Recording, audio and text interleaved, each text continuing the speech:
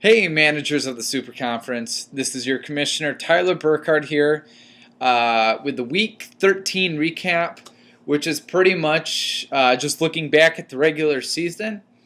All what this will do is rank teams starting from 16 up to the top team for the regular season. Except for these rankings, there's going to be a lot more weight put on how I felt like you managed the regular season.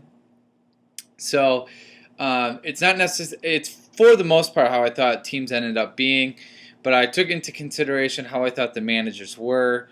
So kind of a half and half. So let's get to the rankings and see where you are and who is the number one manager entering the playoffs.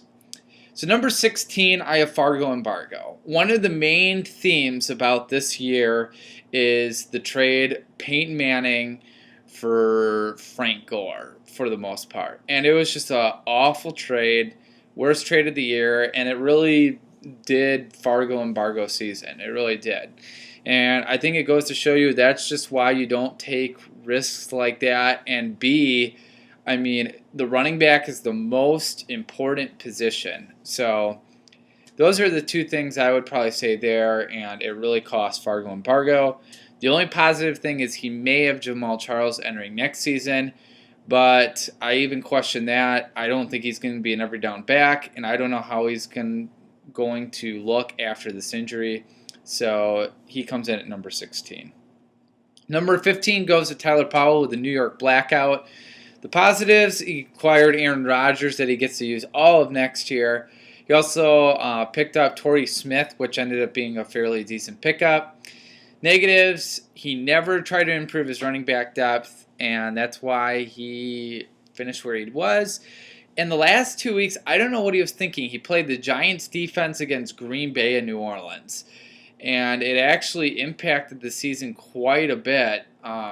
Could have changed San Fran and Seattle where they are in the playoffs. So I don't know what he was thinking there. That puts him at the 15th spot. Number 14 is Nate Burkhardt with LA Seismic Quakes. First half of the season, I thought he was the worst manager, made some really bad trades, really poor team, probably the worst team throughout the year.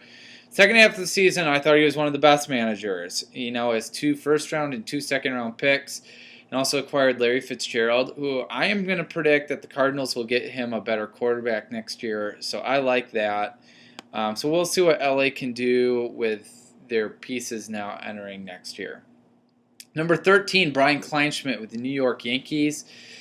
Team never really panned out, and once again, running backs, very mediocre running backs. Never try to get that consistent running back until he acquired Chris Johnson, but then by then it was too late. So now he has Chris Johnson and Mike Wallace as keepers.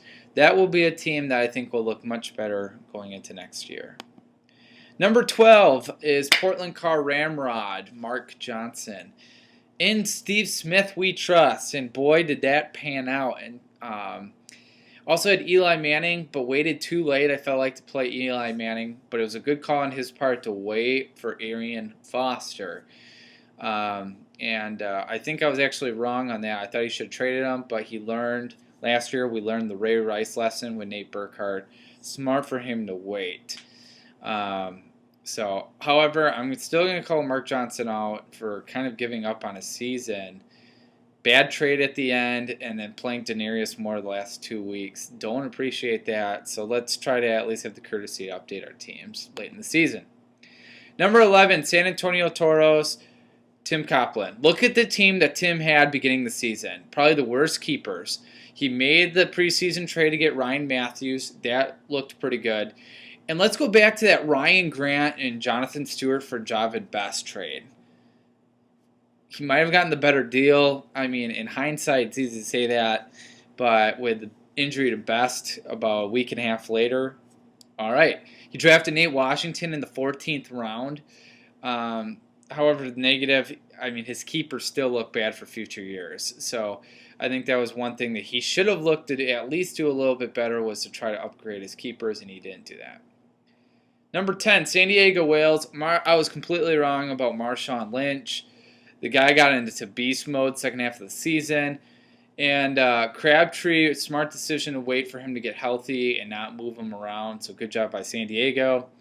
So really, I think he made the best for the injury-prone season. However, kept the wrong handcuff for Felix Jones, and I thought the trade Rivers and Breeze there was a pretty bad trade on his part. Number 9, Cleveland Shamans.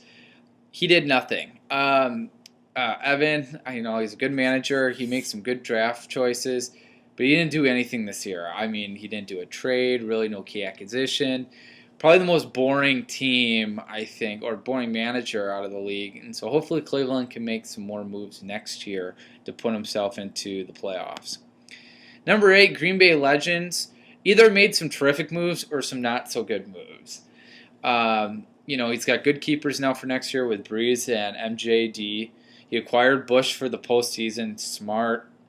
But he went too long without having a solid running back. And at the beginning of the season, he traded me Wes Welker and Michael Bush for Percy Harvin and Cadillac Williams. Really bad trade. So, but in the hindsight, he's in the playoffs, and we'll see what he can do in the playoffs. Bad news, he goes against Seattle in the first round, so we'll see. Number 7, Indianapolis Eyeball, Chris Pollock. He made the preseason trade for LeGarrette Blount. Great draft pick with Jimmy Graham. Great draft pick. And consistently made accusations every week, so good on his part. However, I still don't understand why he depended on the Ravens and the Buccaneers offense. One of the worst 2 offenses in the whole league. Joe Flacco also was a bad investment. So he would have easily been in the playoffs if he would have had a different strategy. But that's just how it works sometimes. Number 6, Oakland Velos at 7-6. I think everybody that's in the playoffs right now should be very lucky that Carson's not in the playoffs, especially with the injury to Matt Forte, with Marion Barber now on his team. This is a very dangerous team. We are so lucky he is not in the playoffs with us. Picked up Victor Cruz and Lerone Robinson. Great pickups there. Sproles traded for him at midseason. So I really did well, I think, on a manager standpoint. That's why I moved him up to 6. However, one thing, he's going to have to go into next year with Brady, who's looking worse and worse every year, and Steve Jackson, who's getting older every year. So that might hurt him a bit. I put Washington Stimulus myself in number 5. I thought it was key that I picked up Matt Forte at the preseason, traded Wes Welker, and then had him during his prime, and then I shipped him off, and then he still did fairly decent, but nothing what he was doing. And then I'm still going to say Mark Sanchez is a great fantasy quarterback. Look at his stats. I mean, considering the value I got him, I think Mark Sanchez is a great fantasy quarterback. I also acquired Reggie Bush, but definitely the big negative is Deshaun Jackson. I really wish I would have kept AJ Green and not Deshaun Jackson.